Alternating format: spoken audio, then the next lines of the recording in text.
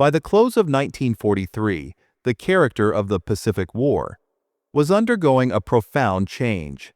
Japanese imperial expansion had been definitively halted, as General Douglas MacArthur's Southwest Pacific Command secured the vital approaches through Australia and successfully seized Japanese-held territory across the Solomon Islands.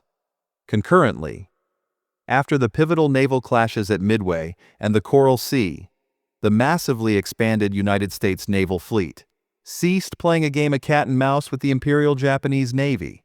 Instead, the U.S. forces shifted their focus to major, sustained offensive operations. For the Japanese, this transition meant going strictly onto the defensive, establishing a national defense zone across the vast Pacific Ocean.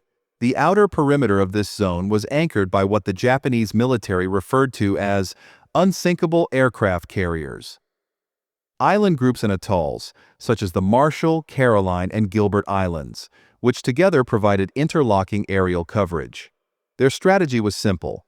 If U.S. forces dared to attack these positions, the entrenched island garrisons would be able to successfully wear down the invaders, creating an opportunity for air and naval counterattack from major Japanese bases like Rabaul and Truk. American admirals, including Chester Nimitz and Ernest King, recognized that these same island groups, many possessing airfields and excellent anchorages, could in fact serve as stepping stones towards the ultimate target of Japan itself. The Joint Chiefs of Staff debated the merits of this approach, with MacArthur arguing that such a move would only divert precious resources away from his existing South Pacific push. Nevertheless, during the Casablanca Conference in January of 1943, the Allies issued the order for a Central Pacific campaign to be led by Admiral Raymond Spruance. This island-hopping concept was inherently risky. Admiral Nimitz's plan was to strategically bypass Japanese-held islands deemed non-essential, which might otherwise pose a threat to critical U.S. lines of communication. Furthermore, seizing the necessary islands required executing multiple amphibious invasions against prepared positions. Arguably, the most difficult military operation in modern warfare. While the U.S. Marines possessed a well-defined amphibious doctrine, most of their prior landings by 1943 had met with little or no opposition. The planning process was also complicated by clashing personalities. Admiral Kelly Turner and Marine General Holland Smith commanded the amphibious landing forces, yet frequently debated the command structure itself. Both officers were notorious for their fiery tempers, earning them the memorable nicknames Howling Mad Smith and Terrible Turner. Captain Carl Moore was tasked with navigating this ongoing feud. Holland Smith was particularly vocal in his grievances about Kelly Turner Saoniergro, stating that Turner was a whining, complaining type.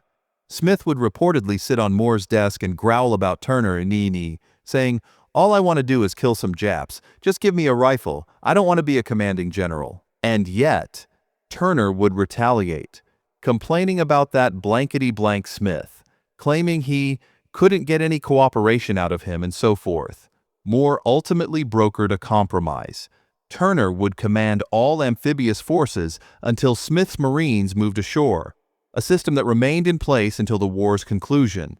Initially, Nimitz intended to invade the Marshall Islands, but the proximity of the major Japanese base at Truk posed too significant a threat. Instead, Spruance settled on an invasion of the Gilbert Islands, a Japanese-occupied British territory situated further from the primary Japanese bases. Starting in September of 1943, Operation Galvanic targeted the islands within the Makin, Apamama, and Tarawa atolls, all held by the Japanese. By late 1941, the Japanese had largely abandoned Apamama, leaving only 25 Marines to maintain surveillance for U.S. movements. However, they defended the Makin seaplane base with 800 troops. The island of Baitio, in the Tarawa Atoll, was the most crucial objective and the most heavily fortified Burr. boasting an airfield and a garrison of 4,850 Japanese troops, primarily comprised of crack Japanese Marines. But the island itself was minuscule, just 3.5 kilometers long and only 600 meters wide, making it smaller than New York's Central Park. Its highest elevation was a mere 3 meters above sea level. For the Japanese defenders, this meant limited space for maneuver or defense in depth, but it also allowed for extremely quick troop deployment and ensured that almost all weapons could target any spot on the island.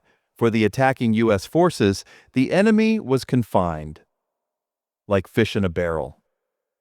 Yet, the Japanese were certain to contest the beaches fiercely, and there was a high risk of U.S. friendly fire hitting their own troops. Following a U.S. raid on Makin in August of 1942, Batio's commander, Rear Admiral Keiji Shibazaki, had ordered the construction of a massive defense system, including 500 bunkers, multiple shore guns, and formidable offshore obstacles.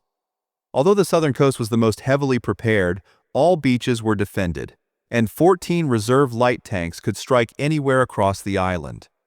Batio may well have been, per square meter, the most heavily defended position on Earth, a fact Shibazaki boasted about, claiming, "1 million men could not take Tarawa in 100 years." U.S. intelligence identified defensive works through aerial and submarine photography, while previous residents, mostly British, had provided geographic information. However, U.S. aircraft conducted no low-level reconnaissance flights and overlooked many small, well-camouflaged positions. The Americans also had no diver teams to scout underwater obstacles. On November 20th, the 5th Amphibious Corps, 2nd Marine, and 27th Infantry Divisions would assault Batio and Makin, supported by the ships and carrier planes of Task Force 58. The Battle of Tarawa marked the beginning of the prolonged final phase of the Pacific War. The young Marines and GIs fighting across the Pacific would now inevitably face challenges that were even more brutal and bloody.